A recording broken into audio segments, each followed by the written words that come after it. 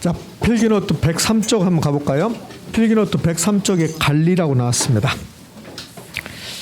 이 관리는 작년에는 출제하지 않았고 여러분 시험에서는 한 문제가 배당될 건데, 이 관리란 뜻이 무슨 말인가 볼게요. 이 관리의 개념은 매우 학문적으로 말하는 건데, 부동산 관리를 이렇게 표현해요. 이거 외우는 게 아니고 이것만 하시면 돼요. 이것만. 처분은 관리에 포함되지 않는다. 이것만 하시면 돼요. 그러면 혹시라도 관리의 개념에서 시험에 나오면 맞출 수 있으니까. 부동산 관리는 이 부동산을 내가 취득을 해요. 샀습니다. 여기서부터 관리예요. 취득도 관리에 포함되는 거예요. 그럼 취득해서 가지고 있으면서 이용하겠죠? 문제가 있으면 고치겠죠? 뭐 유지 활동하고 뭐 보존하고 가지고 있으면서 하는 행위들이에요. 그리고 일정 기간 후에 내가 팔 수 있겠네. 처분할 수 있다. 그럼 여기까지를 관리라고 그래요. 여기까지를. 처분하기 전까지. 그럼 처분은 관리라고 본다, 안 본다? 안 본다. 여기 보면 부동산을 재이용할 수 있도록 이건 다 필요 없어요. 필요 없고, 부동산 관리는 취득해서 처분하기 전까지 모든 행위를 관리라고 한다. 그러면 끝나는 거예요. 관리 개념. 자, 이게 이제 학문적으로 말하는 건데, 우리가 공부하기 위해서 관리는 이런 게 관리잖아요. 부동산에 어떤 하자가 발생하기 전에 미연에 방지하는 거. 이거 관리입니까? 아닙니까? 관리잖아요. 관리죠. 저로 예를 들어볼게요. 제가 뱃살이 나올 걸 대비해서 계속 뱃살하고 관련되는 것은 하지 않고 있다. 저녁에 야식도 먹지 않고 기름진 음식을 먹지 않고 이렇게 하고 있다. 그럼 저는 뱃살을 관리하고 있는 거라고. 그게 관리예요. 그러니까 부동산 관리는 부동산에 하자가 발생하기 전에 미연에 방지하는 것도 관리고, 그러면 제가 뱃살이 나왔어요. 이렇게. 야식을 많이 먹어가지고 뱃살 나왔어요.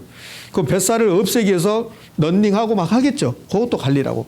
그러니까 관리라는 것은 어떤 하자가 발생하기 전에 미연에 방지하는 것도 관리고, 하자가 발생했을 때 고치는 것도 관리고, 이게 관리예요. 의미하셨죠? 그렇게 생각하시면 돼. 그럼 좀 이따가 나오면 이제 기술적 관리, 법률적 관리, 경제적 관리가 있다고.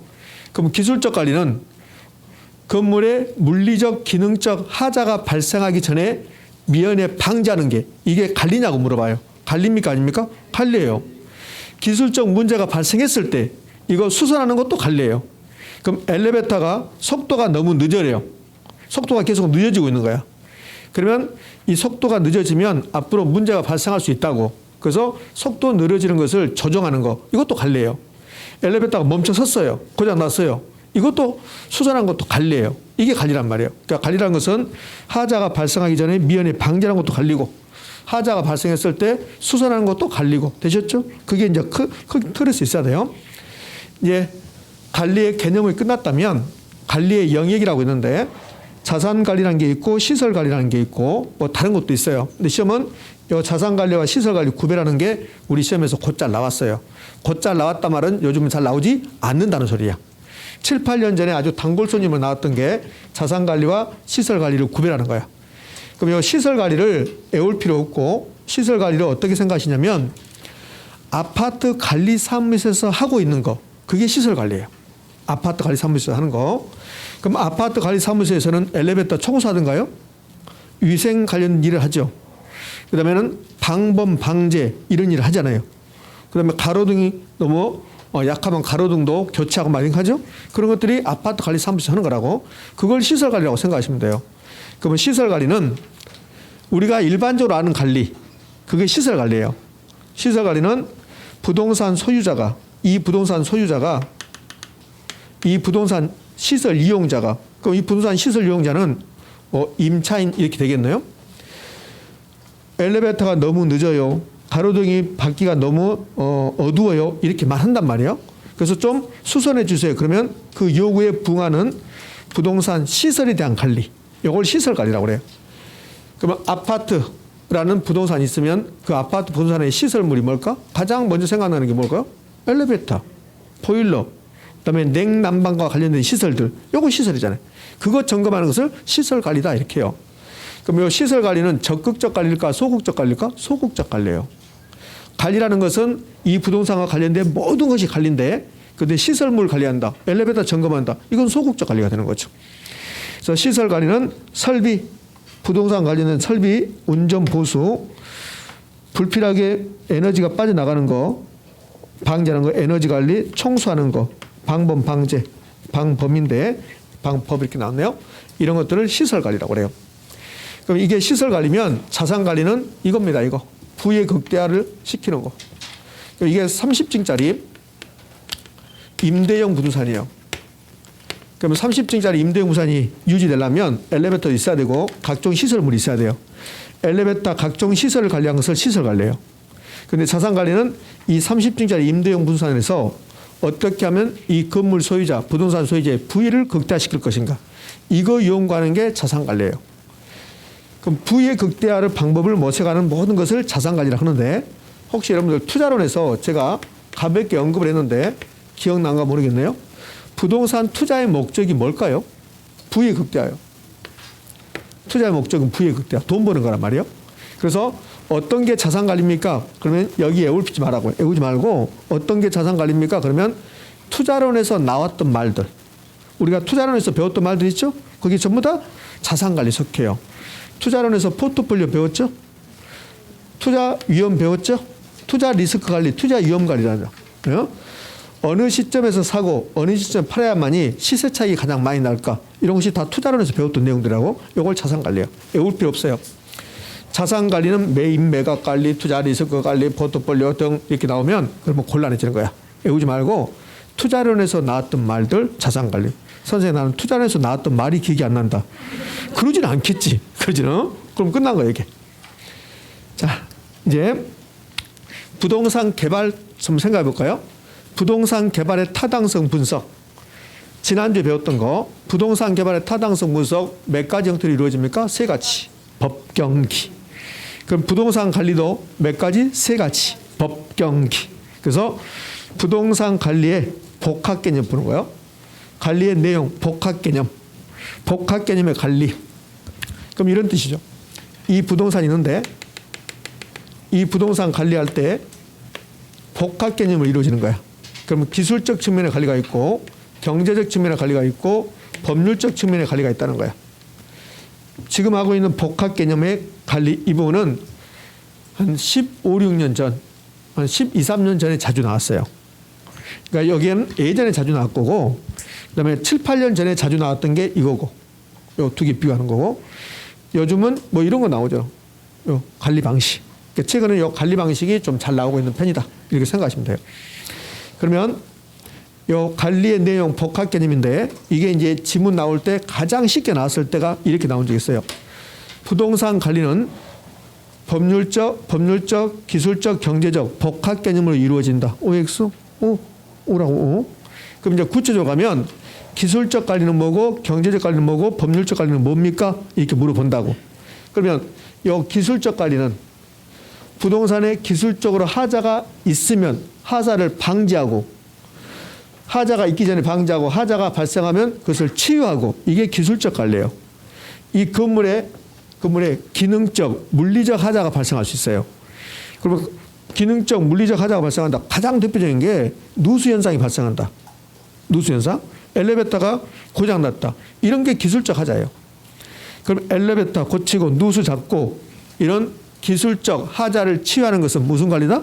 기술적 관리다. 기술적 관리. 그렇게 시험에 내는 거라고. 그럼 기술적 관리는 뭐에 해당되냐면 아까 배웠던 무슨 관리 있어서 자산 관리하고 시설 관리 있었죠. 시설 관리라고 생각하시면 돼요. 이 시설 관리가 기술적 관리다. 위생, 청소하는 거, 설비 아까 다 봤잖아요. 보안, 보존 이것은 방범, 방지하고 똑같잖아요. 이런 것을 기술적 관리라고 그래요. 소극적 관리고 뭐 유지 관리라고 하는데 이런 건 의미가 없어요. 그냥 우리가 알고 있는 관리가 기술적 관리예요. 그럼 경제적 관리는 뭔데? 경제적 관리는 아까 자산 관리라고 생각하시면 돼요. 경제적 관리는 여기 엘리베이터 고치고 이런 게 아니라 이게 임대형 부동산이라면 어떻게 하면 이 부동산으로부터 수익을, 부를 창출해 볼까? 그러면 수입은 높이고 지출은 낮춰보자. 손익분기점을 파악해서 불필요한 경비를 줄여보자. 회계 장부를 써보자.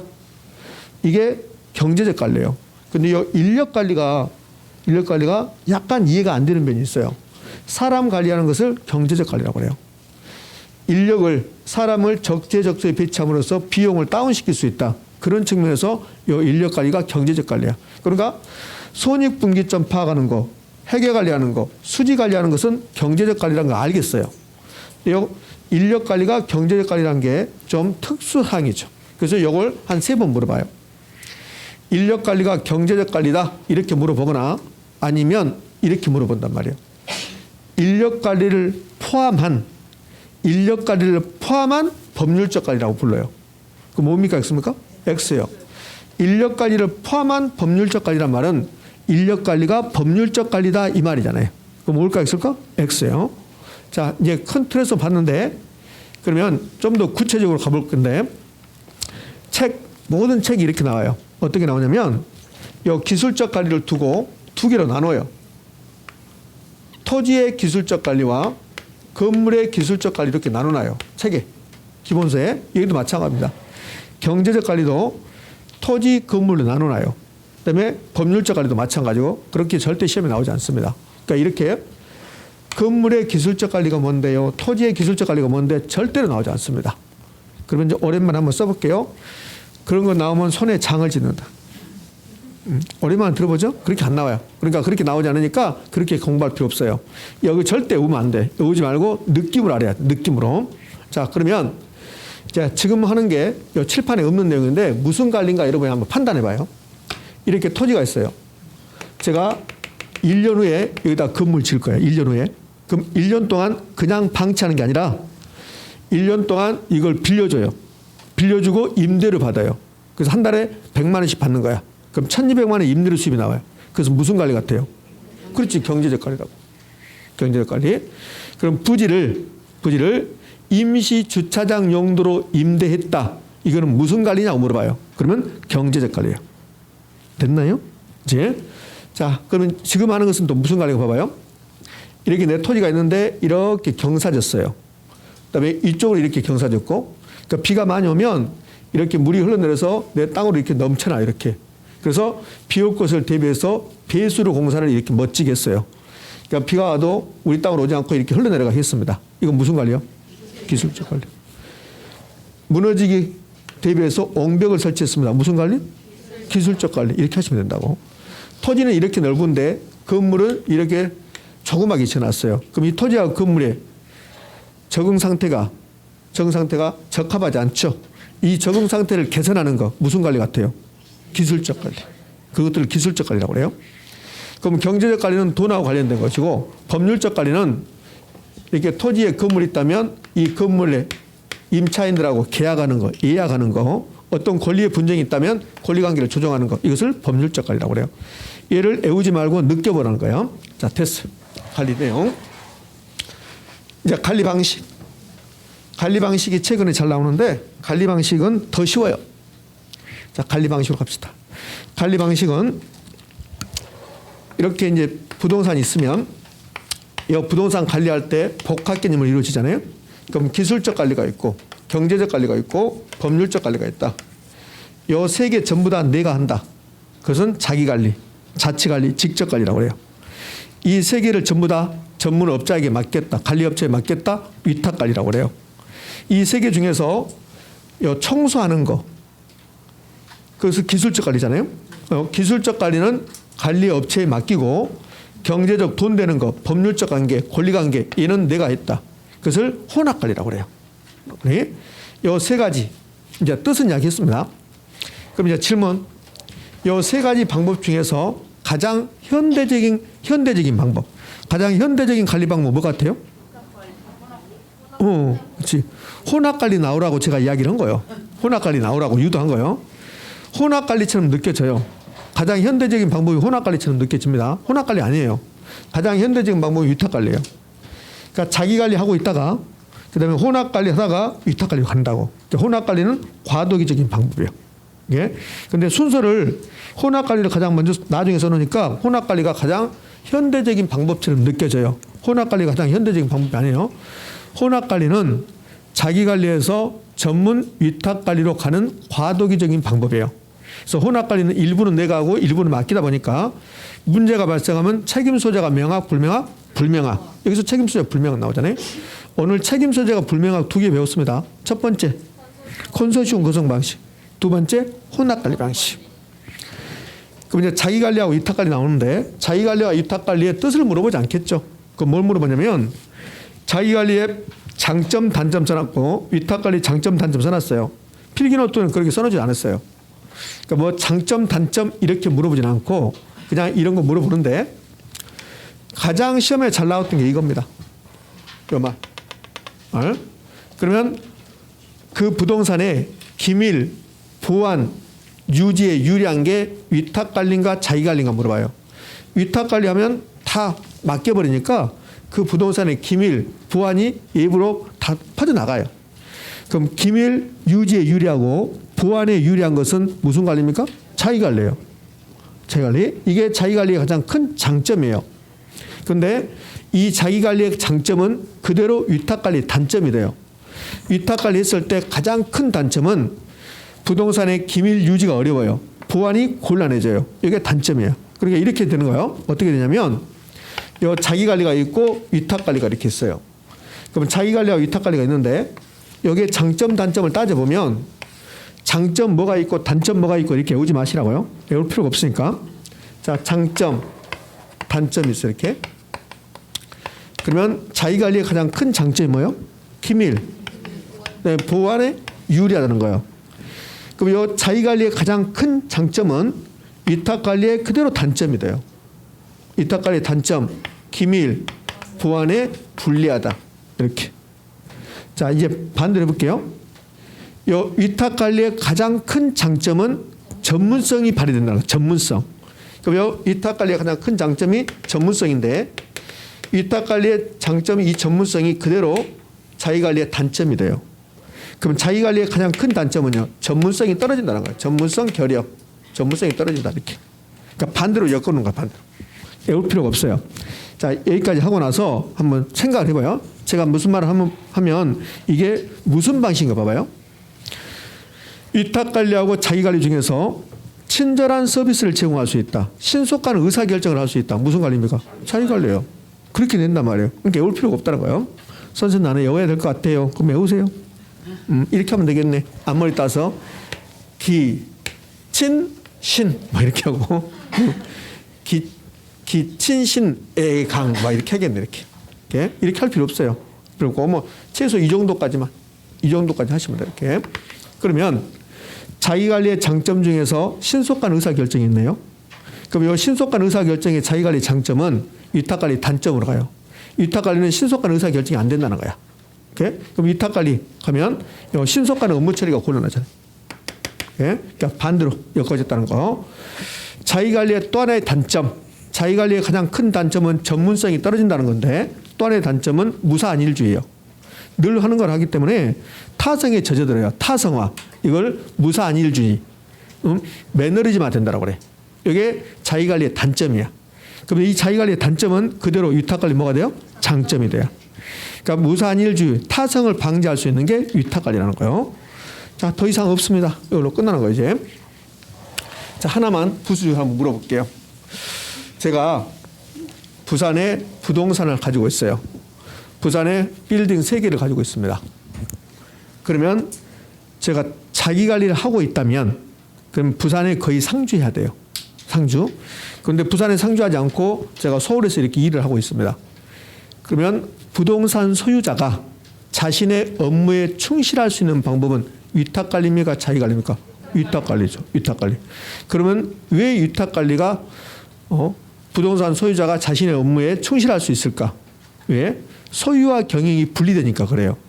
그 부산에 있는 빌딩은 제가 소유권을 가지고 있어요. 소유는 제가 아는데 경영은 위탁관리 회사에서 하고 있어요. 그러니까 소유와 경영에 분리되는 것은 위탁관리가 자기관리일까? 위탁관리. 위탁관리가 소유와 경영이 분리된 형태를 보이고 있다. 뭐 이 정도. 자, 관리 다 끝났습니다. 자, 기출질문 한번 볼까요? 필기노트 없으니까 이제 칠판 볼게요. 1번 시설관리 나왔습니다. 시설관리 외울 필요 없이 아파트 관리사무소 하는 거. 그렇죠? 시설관리. 부동산 소유자, 부동산 이용자가 요구하는 것에 대응해 주는 거. 엘리베이터가 지저분한데요. 알았어요. 청소해 줄게. 이런 거. 뭐 가로등이 너무 어두워서 지나가다 넘어졌어요. 이렇게. 그럼 알았습니다. 밖에 해줄게요. 이런 것을 시설관리라고 해요. 부동산 시설을 운영하고 유지하는 것으로서 시설 이용자나 기업의 요구에 따른 소극적 관리에 해당한다. 올까 있을까? 옵니다.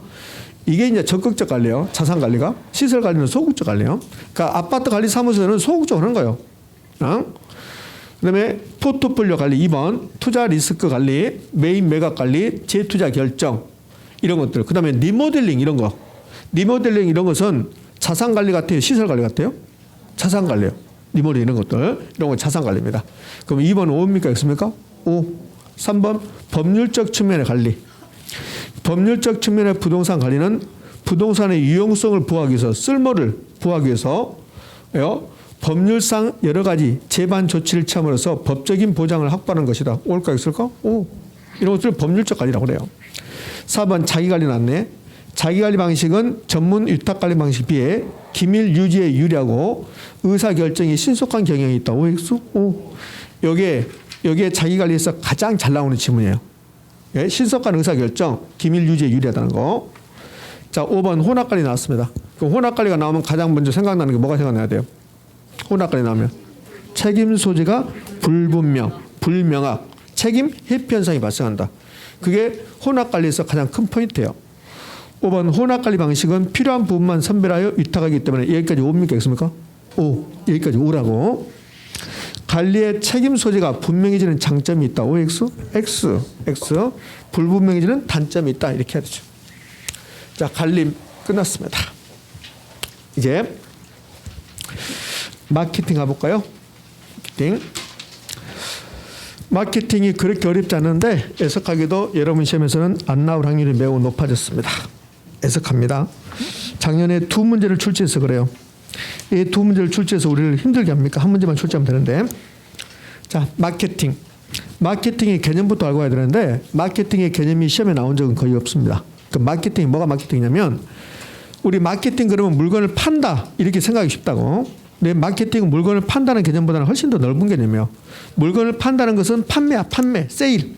그 마케팅이 뭐가 마케팅이냐면 요즘 소비자들은 요즘 수요자들은 무엇을 원하는가 그것을 생각해요.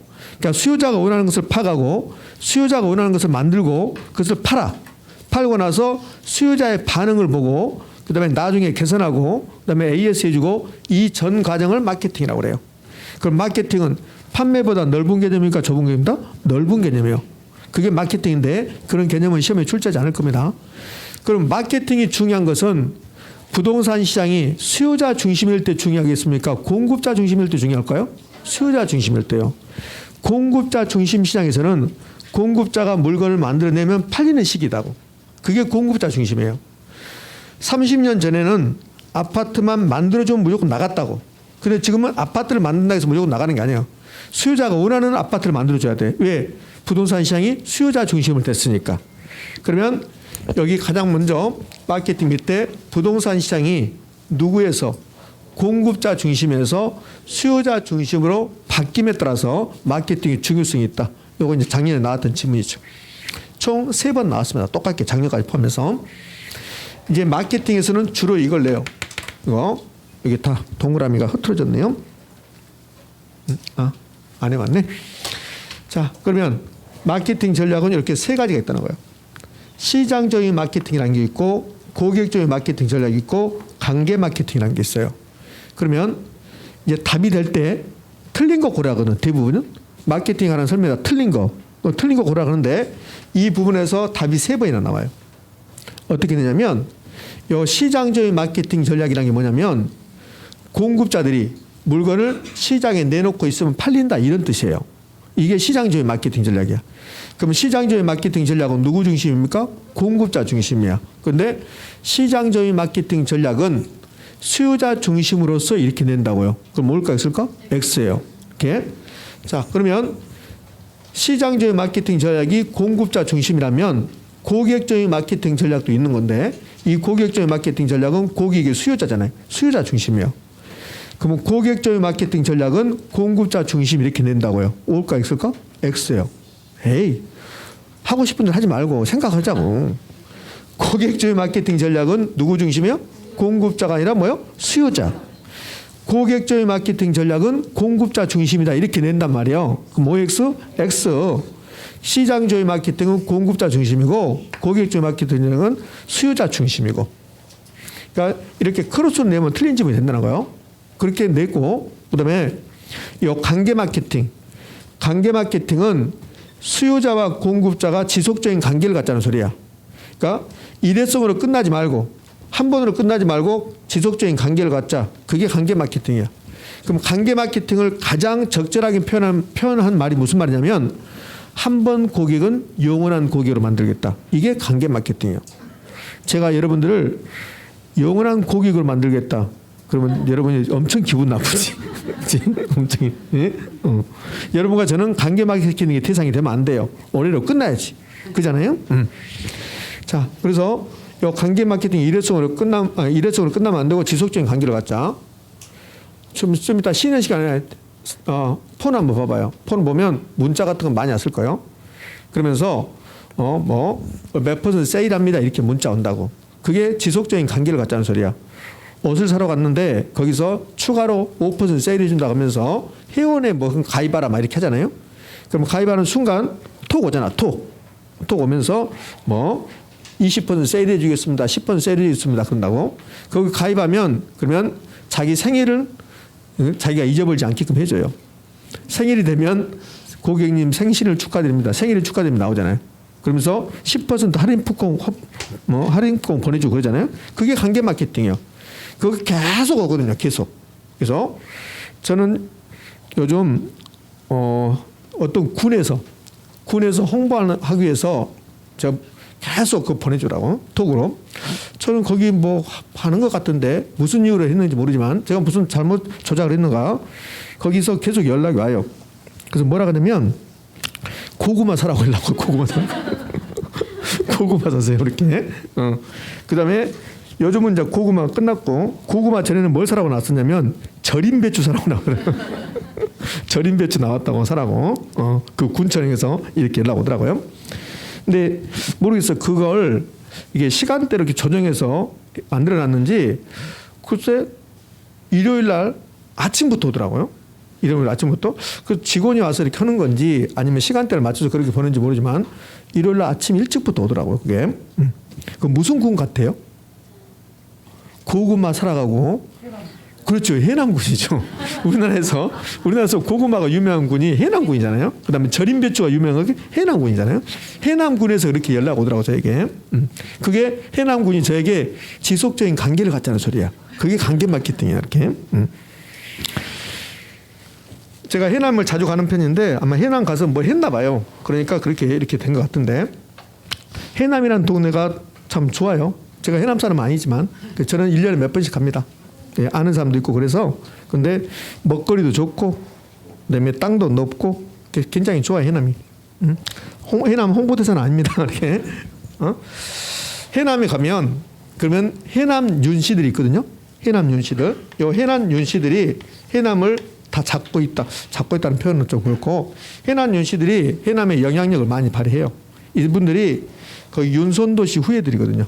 그래서 이분들이 해남을 많이 잡고 있다. 뭐 이렇게 표현해도 뭐 적절하겠네요. 내가 작년에 해남 갔을 때 여기 뭐 정손이라 할까요? 그러니까 그분하고 한참 동안 이야기를 했는데 예? 좀 기품이 있는 것 같아요. 정손이라 그러신지 뭐 여유가 좀 있는 것 같고 80대 후반인데도 이렇게 보면 좀 그럴까 위험이 있다 할까 뭐 그런 게 있더라고.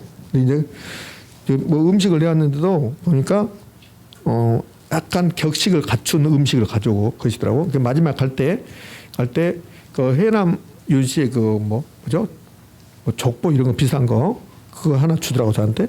제 이름 써서 주는데 간직하십시오. 그러면서 마루까지 마당까지 나와가지고 정중하게 인사하더라고. 그 연세가 많이 드신 건데 그분이 이렇게 인사하는데 저는 더 고개 숙이라 혼났습니다.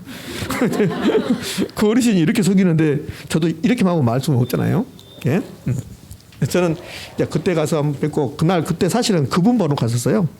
뭐냐면 요즘 TV에 그분 나오던가요? 도울 선생 나오시던가요?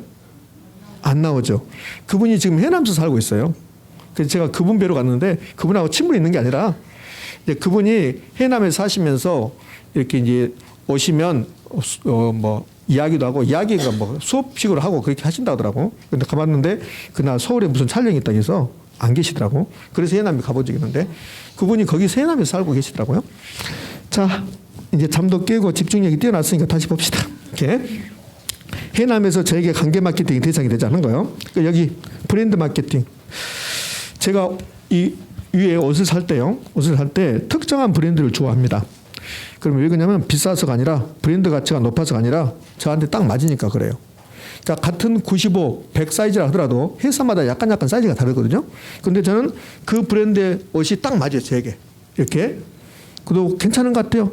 가성비도 괜찮고. 그래서 저는 계속 그것만 사요, 주로. 그게 브랜드 마케팅입니다. 오케이? 그럼 지속적인 관계를 갖자는 소리잖아요. 그래서 브랜드 마케팅은 관계 마케팅의 일종이다. 이렇게 시험에 나온 적이 있어요. 옵니까? 있습니까? 오. 자, 이제 마케팅에서 시험에 가장 잘 나오는 부분이 이겁니다. 요 두 개요, 두 개. 그러면 시장적인 마케팅 전략은 공급자 중심인데 이 시장적인 마케팅 전략의 하나로 나오는 게 STP 전략이라는 게 있고 사피 믹스 전략이라는 게 있다는 거야. 그럼 시험이 가장 쉽게 나오면 이렇게 된다고. STP 전략이 무슨 말이냐? 사피 믹스 전략에는 뭐가 있습니까? 이거 물어본다고. 이렇게 낸 적이 있어요. STP 전략이라는 게 있는데 이 STP 전략은 고객적인 마케팅 전략이다 이렇게 냈습니다. 뭡니까? X입니까? X예요. 그래서 그러니까 이렇게 구분하는 것에 있어서 답이 될 수 있다는 거예요. 그러니까 시장점이 그러면 공급자. 그다음에 두 가지 전략이 나왔다. STP 전략이 있고 사피 믹스 전략이 있다. 그다음에는 고객적인 마케팅 전략은 누구 중심인데 수요자 중심인데 이게 아이다 이렇게 부르거든요. 아이다의 원리. 이것도 전부 다 영어 앞머리 따서 붙인 겁니다. 4개 나오는데 앞머리 따서 붙인 거요. 가장 먼저 나오는 A가 attention이야. attention. 주목, 주의 이런 소리라고. 마지막에 있는 A가 액션. 그래서 지갑 열게끔, 물건 사게끔 한다 이런 뜻이에요. 좀 이따 설명할 겁니다. 그러면 고객적인 마케팅 전략이 나왔습니다. 그럼 누구 중심입니까? 고객적인 마케팅 누구 중심? 수요자. 그다음에 STP 전략이 나옵니까? 아이다 원리가 나옵니까? 아이다 원리가 나온다. 처음 배울 때는 그 정도 하시면 돼요. 그리고 나서 이제 여기 STP 전략하고 사피 믹스 이 두 가지가 가장 시험에 잘 나오니까 이 두 가지가 무슨 말인가를 보러 갈게요. STP 전략은 STP 영어 앞머리를 딴 거예요. 그럼 STP 전략이란 게 먼저 시장을 나눠보자. 시장 세분하고 그 시장 중에서 내가 공략 대상으로 삼는 시장, 표적 시장을 선정해보자. 그리고 이제 차별화인데 이 차별화는 다른 회사하고 어떻게 차별성을 가질까? 이게 차별화야. 좀 어렵잖아요. 그럼 이걸 제가 설명해 볼 거니까 보시라고요. 저 STP 전략에서 S가 가장 시험에 잘 나와요. 그 S가 이게 시장 세분화인데 우리말로 하면 그러면 영어로 표현하면 이렇게 돼요. 세그멘테이션 그래요. 시장 세분화. 그러니까 시장 세분화라는 것은 시장을 나눈다는 거야. 그럼 여기가 우리 서울의 부동산 시장이에요. 서울의 원룸 시장이라고 봐봐요. 그럼 서울의 원룸 시장인데 이 원룸 시장을 이렇게 나눠요. 이렇게 수요자의 특성에 따라서 시장을 나눈다. 이걸 시장 세분화라고 그래요. 그러면 수요자 집단을 인구, 경제학적 특성에 따라서 소집단으로 세분한다. 이렇게 나왔는데 이런 거 다 필요 없어요. 필요 없고 시장 세분화가 나오면 그러면 시장을 수요자를 나누었다 이렇게 하시면 돼요. 나눈다. 그럼 어떻게 나누냐면 동질적으로 나누는 거야. 그럼 요 1번 시장은 20대 여성이다. 2번 시장도 20대 여성이다. 그런데 같은 20대 여성인데 여기는 똑같잖아요. 지금까지는 20대 여성, 20대 여성. 이제 나중에 달라지죠. 1번 시장은 20대 여성의 미혼이다. 2번은 기혼이다. 이런 식으로. 그러면 시장을 수요자의 특성에 따라서 나누는 거야. 그러면 1번하고 2번은 똑같은 20대다.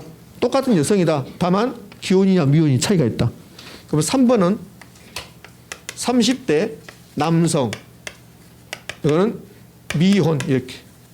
4번은 40대 남성인데 근데 돌싱 이런 식으로. 이걸 시장 세분화라고 그래. 시장 세분화. 시장 세분화가 영어로 표현하면 세그멘테이션이니까 S라고 불러요. 그럼 시험은 시장 세분화가 무슨 말이냐고 물어봐요. 그러면 시장 세분화가 뭡니까? 수요자를 나눈다 그러면 된다고. 수요자를 나눈다. 그럼 이렇게 나눴으면 내가 이 중에서 가장 자신 있는 시장이 있을 거라고. 나는 물건을 파는데 이 중에서 가장 자신 있는 시장이 있을 거라고. 그걸 표적시장이라고 해요. 표적시장. 내가 표적으로 삼는 것은 4번이다. 이 4번을 표적시장이라고 하고 이걸 내가 공략 대상으로 삼아야 되겠다. 이걸 표적시장 선정이라고 한다고. 그러니까 표적시장, 표적, 타켓, T. 그럼 세분된 시장에서 가장 자신 있는 수요자 집단을 찾아내는 거. 이걸 타켓, T라고 한단 말이에요. 그럼 이렇게 4번이 선정됐으면 여기서 물건을 팔아야 되는데 문제가 나와. 무슨 문제가 나오냐면 저 혼자 4번을 선정한 게 아니라 경쟁회사가 나온다고. A, B, C 이렇게 경쟁회사가 나와. 그럼 이 경쟁회사와 어떻게 하면 차별화시킬 것인가. 내 물건을. 그것을 차별화 전략이라고 그래. 차별화 전략인데 이 P가 포지셔닝이에요. 야구에서 9명이 있으면 포지션 있잖아요. 포지션. 그럼 투수는 어디에 있는가? 포수는 어디에 있는가? 그게 포수가 있는 곳이 포지션이잖아요. 포지션. 마음속에 자리 잡는 거. 이걸 차별화 전략이라고 그래요. 그럼 차별화 전략은 표적시장에서 그럼 표적시장이 4번이네요. 4번에서 고객의 욕구를 파악하고 40대 남성, 돌싱 남성들은 어떤 욕구가 있는가? 차별성을 갖도록 소비자 지각 속에 머릿속에 각인시켜주는 거야. 아, 그 회사는 뭐가 좋다. 이렇게 하는 거. 이걸 차별화 전략이라고 해요. 예전에 우리나라에 대우자동차가 있었고 현대가 있었고 그다음에 기아가 있었고 그래요. 요즘은 기아, 현대를 이제 같이 통합했지만 그래서 여름철에 에어컨이 가장 좋은 게 대우라고 그랬어요. 그게 소비자 머릿속에 딱 각인된 거라고. 이게 차별화 전략이야. 그러면 현대는 에어컨은 대우에 미치지 않지만 연비가 좋았다. 기아 자동차는 튼튼했다. 차체가 이런 게 있다고. 그게 차별화 전략이야. 그러니까 소비자들이 그 회사 그러면 아, 그 회사는 뭐가 좋지 이렇게 하겠다는 것을 차별화 전략. 이 세 개를 묶어서 STP 전략 이렇게 해요. 시험은 그냥 이 뜻 물어보는 거야. 뜻이 무슨 말인가? 그러면 차별화하기 위해서 나오는 게 4P 믹스 전략이라는 게 나와요. 그러면 4P 믹스 전략은 요 네 가지인데 요 네 가지가 전부 다 영어로 표현하면 P로 시작해요. P로. 그래서 네 가지 P를 엮었다 해서 4P 믹스 전략 그래요. 여러분에게 영어 스펠링 쓰라가지 않습니다. 쓰라가지 않으니까 우리말로 제품, 가격, 유통 경로, 판매 촉진. 판매 촉진을 줄여서 판촉 그래요. 판촉. 요 네 가지가 전부 다 P로 시작해요. 그래서 네 가지 P를 혼합했다 4P 믹스 전략 그래요. 그럼 이 부분에서 시험에 가장 쉽게 나오면 이렇게 된단 말이에요. 작년에도 이렇게 냈는데 우리 시험 아니고 평가사 시험도 그렇고 우리 시험도 그렇고 지금 제가 하는 말을 각각 시험에 출제했어요. 봐봐요. STP 전략이란 S 시장 세분화, T 표적시장 선정, P 판매 촉진을 말한다 그래요. 판매 촉진, 판촉이 P로 시작하거든. 프로모션. 좀 이해됩니까? 그럼 뭡니까? X입니까? X잖아요. X. STP 전략은 시장 세분화, 표적시장 선정, 차별화지. 차별화지 판매 촉진이 아니라고. 그래서 틀린 집을 만들어낸다고. 자, 몇 해 전에 감정평가사 시험에서 뭐라고 그랬냐면 이렇게 내요. 4P 믹스 전략이란 제품, 가격, 유통 경로, 차별화 전략을 말한다. OX? X. 됐죠? 그러니까 처음 배우니까 4P 믹스에 뭐가 있는가? STP 전략이 무슨 뜻인가 좀 알면 돼요. 이제 여기 제품, 가격, 유통 경로, 판매 촉진인데 요걸 이제 뜻을 물어봐요. 뜻. 그러면 제품 차별화가 뭔 말인가? 가격 차별화, 유통 경로 차별화, 판매 촉진, 판촉 차별화가 무슨 말인가 물어본다고. 30년 전에 우리나라 아파트 한번 생각해 봐요.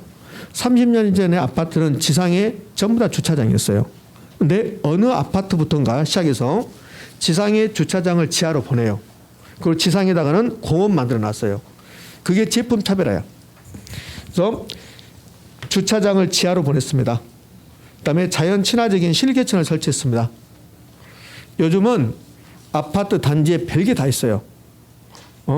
우리 자녀들 저녁에 늦게 독서실에 오면 그러면 힘드니까 아예 아파트 단지에다가 독서실을 만들어줘요. 그것도 있고 체력 단련실도 만들어주고 그다음에 심지어는 미니 골프장도 만들어놓는 데가 있다고. 이런 것들이 다 제품 차별화, 제품 차별화. 오케이?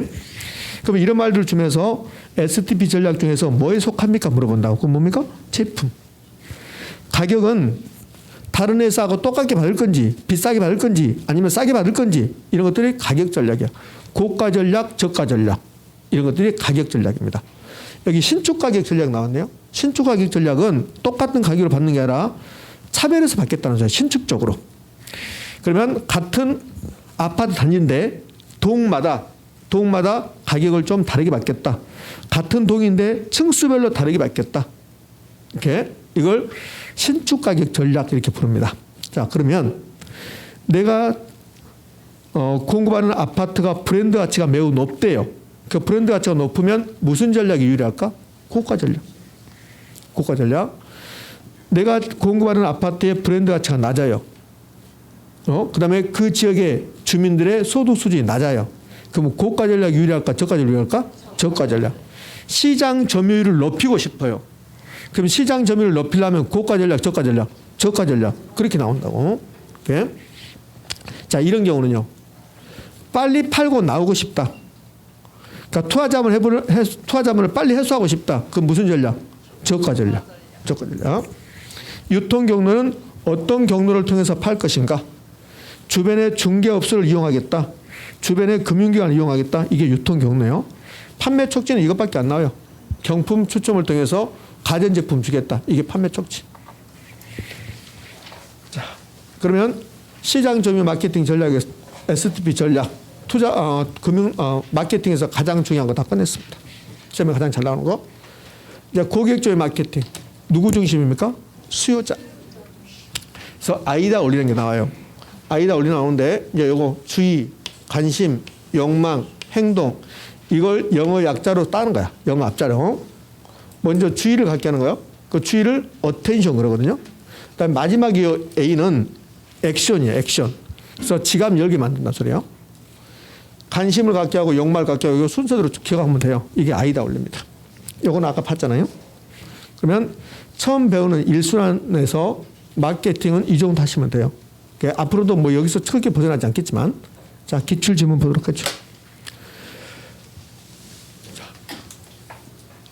1번 고객적인 마케팅 전략이란 공급자 중심의 마케팅 전략으로 표적 시장을 선정하거나 틈새 시장을 점하는 전략을 말한다. OX요? 좋아요. X예요. X입니다. 어디나 다 X인 줄 알아요. 이건 안다고 X인데. 근데 이거는 X인데 그럼 이걸 옳은말로 한번 고쳐볼까요? 아, 그러구나. 이걸 수요자 중심으로 수요자 중심으로 그럼 이게 옳은말이 된가 이제 봅시다. 고객적인 마케팅 전략이란 수요자 중심의 마케팅 전략으로 여기까지 이제 옳은 말이에요. 여기까지. 그럼 표적 시장을 선정했다. T 했네. T. 그러면 T가 STP에서 T가 고객적인 마케팅입니까? 시장적인 마케팅. 시장적인 마케팅이에요.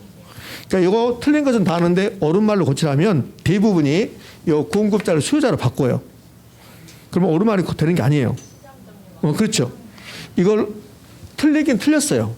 틀리긴 틀렸는데 OX만 본다면 무조건 틀린 거야. 근데 이걸 옳은 집으로 고치려면 여기 공급자를 수요자로 바꾸는 게 아니라 고객적인 마케팅을 시장적인 마케팅으로 바꿔야 옳은 집이 돼요. 지금 이해됩니까? 이렇게. 선생님 나는 거기까지 안 가고 무조건 틀린 것만 한다. 그렇지. 뭐 틀린 것만 하면 되죠. 뭐. 시험 문제에서 옳은 말로 고치란 말 안 나올 거니까 틀린 것만 하면 되죠. 예? 자, 2번은 31회 때 나왔는데 이 31회 때 지문 낸 게 아니에요. 지문 낸 게 아니고 단독 문제 줬다고.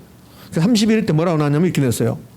주택시장에서 시장 세분화로 가장 적절하게 표현된 것은 그랬어요. 시장 세분화로 가장 적절하게 표현된 것은 그랬다고. 그럼 시장 세분화는 수요자를 소집단으로 나눈 거야. 수요자 특성에 따라서. 그래서 답이 이거였다고. 주택 수요자를 보다 동질적인 소집단으로 구분하는 것이다. OX? O. 그 단독 문제제가 지문 만들어낸 거라고. 이렇게. 그러니까 31회 때는 시장 세분화가 무슨 말인가를 단독 문제 낸 거라고. 그래서 O죠. 3번 아파트 단지 내에 자연 친화적인 실개천을 설치했답니다. 그럼 4P 믹스 중에서 제품, 가격, 유통 경로, 판매 촉진 중에서 뭡니까? 제품. 중개업소를 적극 활용했답니다. 유통 경로. 그다음에 시장 분석을 통해서 적정한 분양 가격을 책정했답니다. 가격. 4번 관계 마케팅 전략이란 공급자와 소비자의 관계를 이례적이 아닌 지속적인 관계를 유지하려 한다. OX, O 이렇게 이 정도. 자, 옵니다. 이렇게 해서 마케팅까지 살펴봤습니다. 자, 마케팅 봤으면 그 다음에 이제 좀 앞으로 가서 뭘 배우냐면 이제 금융론 볼 겁니다. 금융론은 다시 앞으로 가야 돼요. 필기노트를 몇 쪽입니까? 86쪽. 부동산 금융론의 목차가 이렇게 되는데 뭐 이제 지금은 목차는 뭐 11월 과정에 다 봤으니까 부동산 금융론에서 가장 시험이 많이 출제되는 부분이 이 두 개의 부분이죠. 이렇게. 작년에 저당 상환 방법은 두 문제를 출제했습니다. 이론적으로 한 문제, 계산 문제 한 문제. 그러니까 부동산 금융론은 금융에 대해서 기본적인 사항 공부하고 부동산 금융 그러면 두 가지로 나눠져요. 어떻게 두 가지 나눠지냐면 주택금융과 토지금융으로 나눠져요. 이런 것은 물론 시험에 나오지 않습니다. 근데 토지금융은 시험에 나오지 않고 주택금융이 시험에 나와요. 그럼 주택금융은 내가 주택 관련해서 돈을 빌렸다. 이게 주택금융이에요. 그럼 내가 주택개발업자다. 건설업자다. 그런데 주택을 건설하기 위해서 돈 빌렸다. 이런 것을 주택개발금융이라고 해요. 그럼 주택개발금융은 주택 공급자입니까? 수요자입니까? 공급자. 공급자 입장에서 주택을 공급하기 위해서 빌린 거라고. 그래서 이걸 공급자 금융이라고 그래요. 20년 전으로 가볼게요. 20년 전에 시험 문제입니다. 주택개발금융은 공급자 금융이다. OX? O. 요즘은 그런 거 내지 않습니다. 그럼 주택소비금융은 내가 주택을 사기 위해서 돈 빌리는 것을 주택소비금융이라고 그래. 그러니까 주택소비금융은 주택 수요자가 돈 빌리는 거야. 그러니까 수요자 금융이라고 그래. 주택소비금융 이 말은 학문적으로 쓰는 말이지 일반인들이 쓰는 말 아니라고. 그럼 일반인들이 주택소비금융 그러면 못 알아먹어요. 그럼 주택소비금융을 우리 일반적으로 쓰는 말은 뭘까? 주택담보대출이에요. 이게 주택담보대출이라고. 그래서 이 주택소비금융이 주택담보대출이니까 이게 이제 우리 시험에서 한 3문제까지 출제한 적이 있어요. 이 주택소비금융에서. 그럼 주택소비금융이 도대체 무슨 말인가?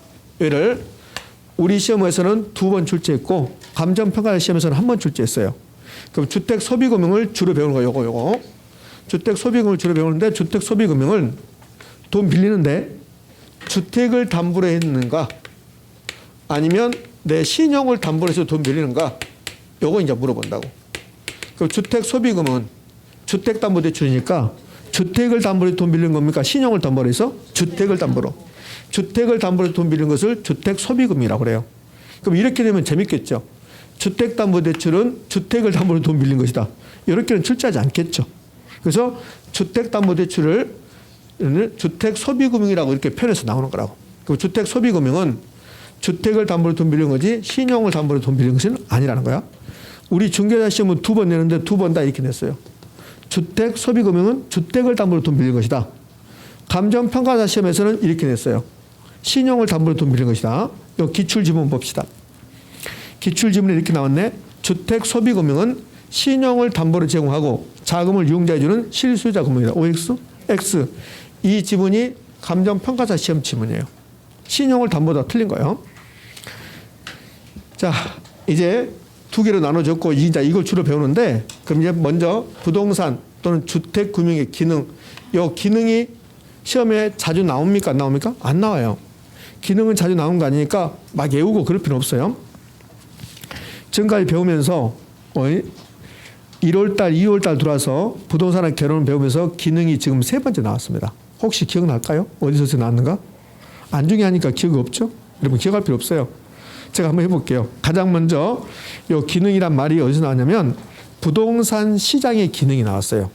부동산 시장은 가격 결정하고 자원을 배분하고 이런 말 했다고. 자, 2번째 기능이 어디서 나왔을까요? 책에서 나왔습니까? 조세의 기능, 세금의 기능. 조세의 기능은 여러 가지 있는데 제가 소득 재분배 기능이 있다. 요거 기억하겠어요? 그게 두 번째고 여기가 이제 세 번째야. 이게 부동산 금융의 기능. 그다음에 다음 주에 감정평가할 때 감정평가의 기능이 나와요. 그것은 책을 찢어버려야 돼. 안 나오니까. 이런 것들은 가끔씩 등장을 해요. 그런데 감정평가의 기능은 나온 지가 한 35년 됐을 겁니다. 그러니까 안 나와요. 자, 그럼 가볍게 보게요. 이 부동산 금융, 주택 금융의 기능은 주택 소비 금융, 주택 개발 금융의 기능이야. 그럼 주택 개발 금융이 활성화되면 주택 공급이 증가하는 거야. 그래서 주택 공급 확대, 주택 소비 금융이 확대되면 주택 사는 사람에게 돈을 많이 빌려주는 거야. 그럼 공급이 확대되고 수요가 확대되고 수요 공급이 일어나면 거래가 활성화되는 거죠. 중개업소에서는 계속 계약서만 쓰고 있는 거야, 이렇게. 주거 안정을 기할 수 있네. 그래서 주택금융 가지고 부동산, 주택의 수요 공급 조절하고 경기를 조절할 수 있다. 외우는 게 아니죠.